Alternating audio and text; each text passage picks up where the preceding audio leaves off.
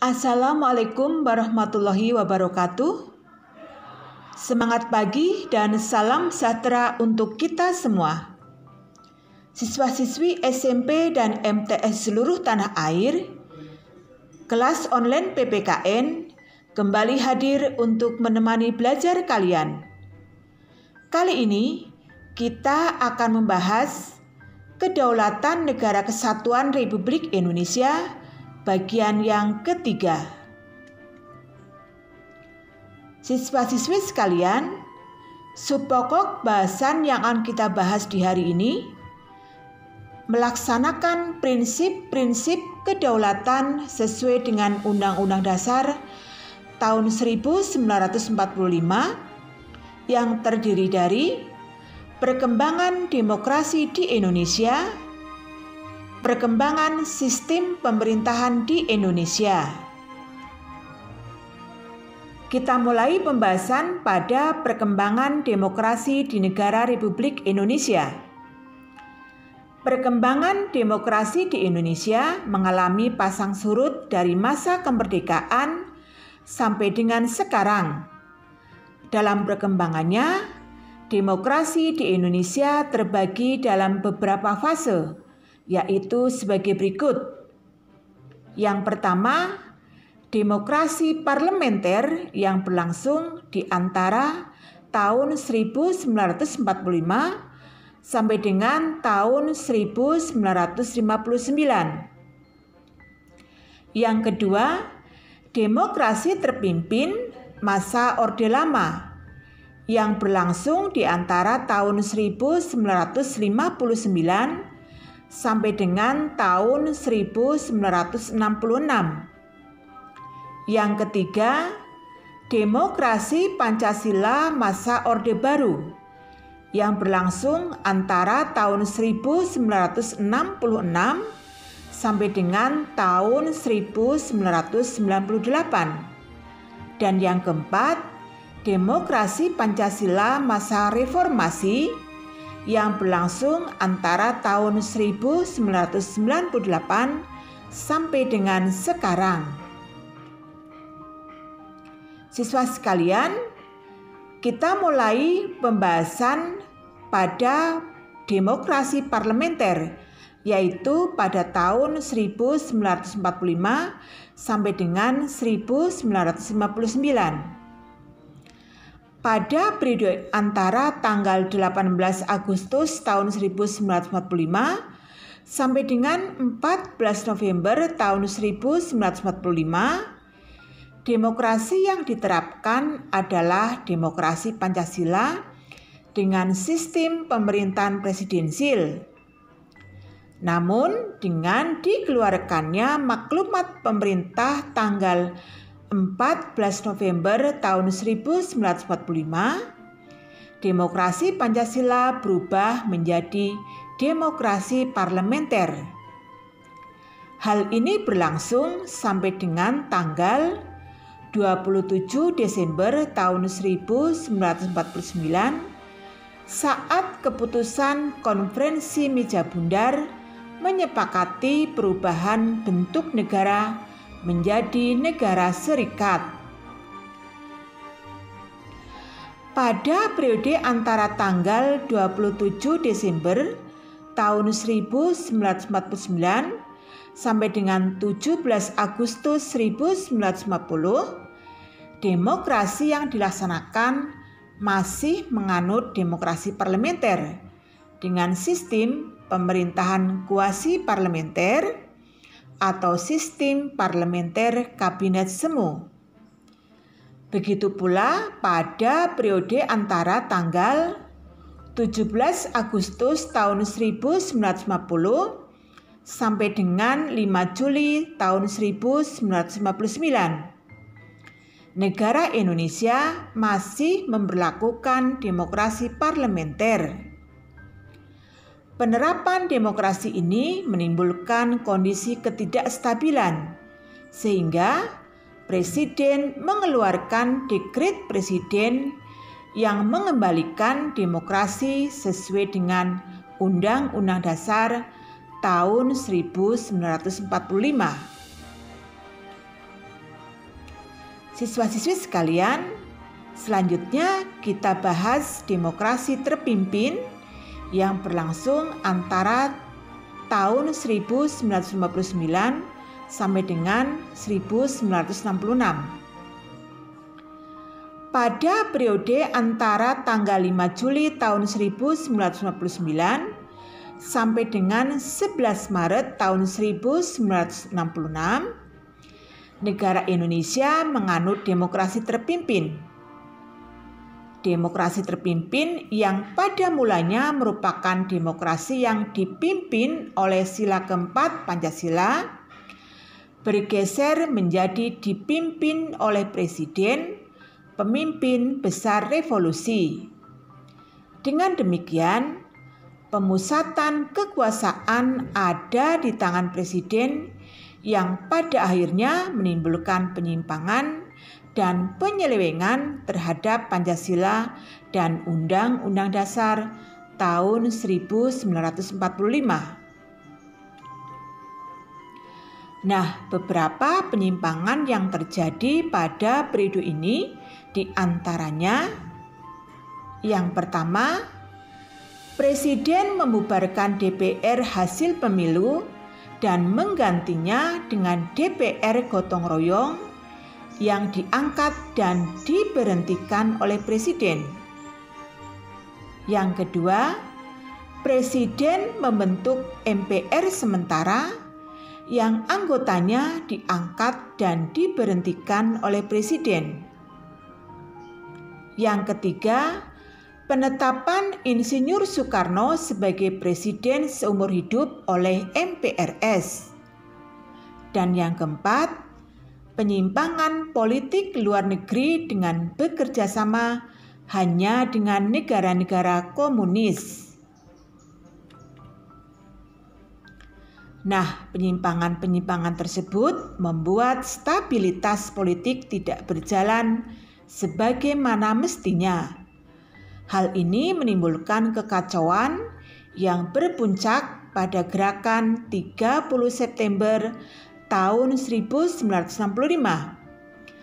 Keadaan negara yang tidak stabil menimbulkan reaksi berupa tuntutan yang dalam sejarah ketatanegaraan dikenal sebagai Tritura atau 3 tuntutan rakyat. 3 tuntutan rakyat itu berisi yang pertama, bubarkan Partai Komunis Indonesia. Yang kedua, bersihkan kabinet dari unsur PKI. Dan yang ketiga, turunkan harga dan perbaiki ekonomi. Siswa-siswi SMP dan MTS di seluruh tanah air, kita lanjutkan pembahasan pada demokrasi Pancasila yang terjadi pada tahun 1966 sampai dengan 1998. Pada periode antara 11 Maret tahun 1966 sampai dengan 21 Mei tahun 1998, pemerintahan Orde Baru bertekad untuk melaksanakan demokrasi Pancasila sesuai dengan amanat Undang-Undang Dasar tahun 1945. Siswa-siswi sekalian, demokrasi Pancasila bermakna kedaulatan rakyat yang berdasarkan sila keempat Pancasila dengan didasari oleh sila-sila lainnya. Beberapa keunggulan demokrasi Pancasila diantaranya, yang pertama, mengutamakan pengambilan keputusan dengan musyawarah untuk mencapai mufakat. Dan yang kedua, mengutamakan keselarasan dan keseimbangan antara hak dan kewajiban. Nah, siswa-siswi sekalian, dalam perjalanannya, akibat dari tidak adanya pembatasan masa jabatan presiden, maka terjadi penyalahgunaan kekuasaan yang berdampak pada berbagai penyimpangan, di antaranya di bidang ekonomi, penyelenggaraan ekonomi tidak didasarkan pada pasal 33 Undang-Undang Dasar tahun 1945 yang tercermin dalam praktek monopoli ekonomi. Di bidang politik, Presiden sebagai eksekutif lebih dominan dibandingkan dengan lembaga legislatif.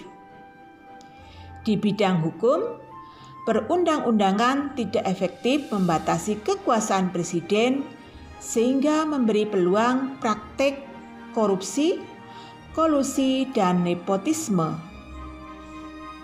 Siswa-siswi SMP dan MTS seluruh tanah air, selanjutnya kita bahas demokrasi Pancasila pada masa reformasi, yaitu yang berlangsung antara tahun 1998 sampai dengan sekarang. Penyimpangan-penyimpangan pada masa Orde Baru mengakibatkan negara Indonesia terjerembab pada keadaan krisis multidimensional. Kondisi ini membangkitkan gerakan reformasi dengan mengembalikan demokrasi Pancasila sesuai Undang-Undang Dasar tahun 1945. Reformasi yang dilakukan diantaranya dengan melakukan amandemen terhadap Undang-Undang Dasar tahun 1945 dengan tujuan untuk menegaskan fungsi, wewenang, dan tanggung jawab yang mengacu pada prinsip pemisahan kekuasaan antara eksekutif, legislatif, dan yudikatif. Siswa-siswi SMP dan MTS seluruh tanah air, selanjutnya kita bahas perkembangan sistem pemerintahan di negara Republik Indonesia. Dalam pelaksanaannya, negara yang menganut sistem kedaulatan rakyat menganut sistem pemerintahan yang bermacam-macam. Di negara Indonesia, sistem pemerintahan mengalami beberapa kali perubahan sesuai perubahan politik kenegaraan. Sistem parlementer. Sistem parlementer adalah sebuah sistem pemerintahan di mana parlemen atau DPR memiliki peranan penting dalam pemerintahan. Dalam hal ini, parlemen memiliki wewenang dalam mengangkat Perdana Menteri dan dapat menjatuhkan pemerintahan dengan mosi tidak percaya. Adapun ciri-ciri sistem pemerintahan parlementer adalah sebagai berikut. Yang pertama, adanya pemisahan yang jelas antara kepala negara dan kepala pemerintahan. Yang kedua, kepala negara adalah presiden, raja, sultan, atau kaisar. Kepala pemerintahan adalah Perdana Menteri.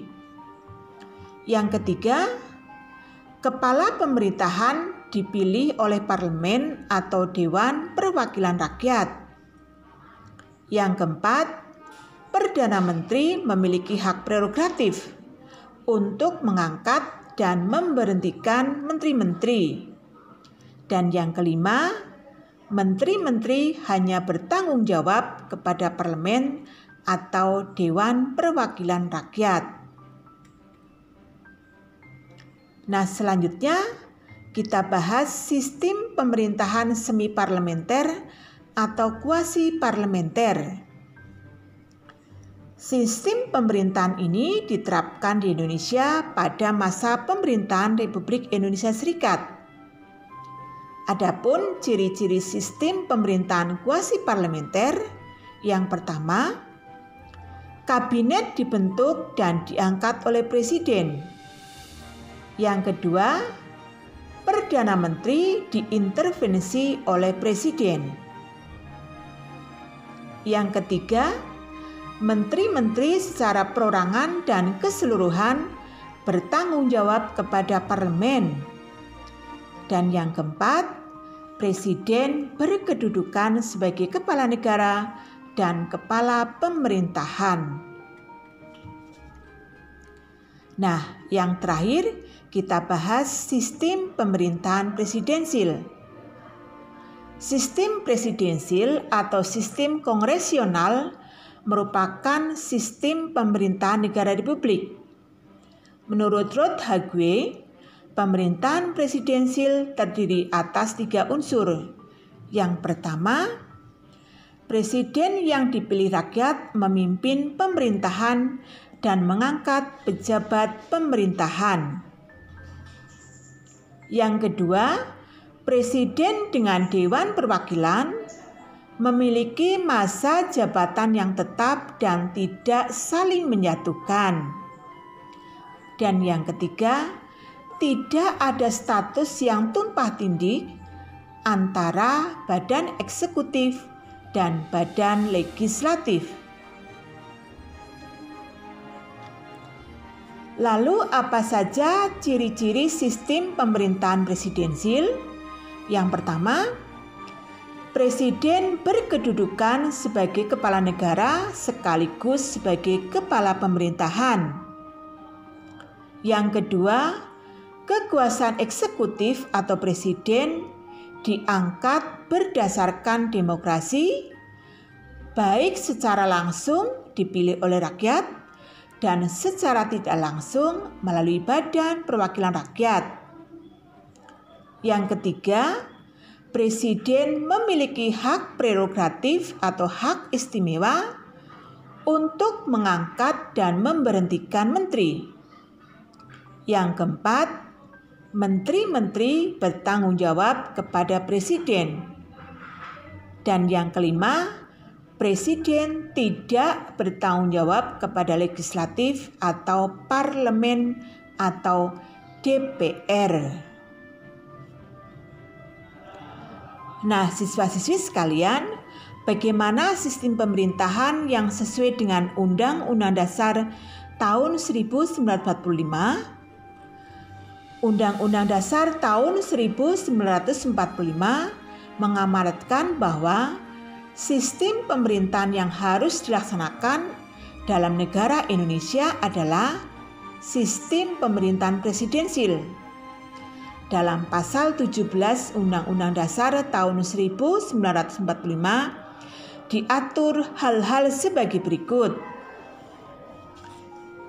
Yang pertama, presiden dibantu oleh menteri-menteri negara. Yang kedua, menteri-menteri diangkat dan diberhentikan oleh presiden.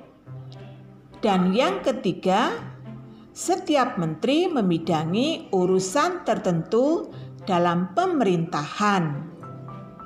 Siswa-siswi SMP dan MTS seluruh tanah air, demikian tadi pembahasan kita pada Kedaulatan Negara Kesatuan Republik Indonesia di bagian yang ketiga.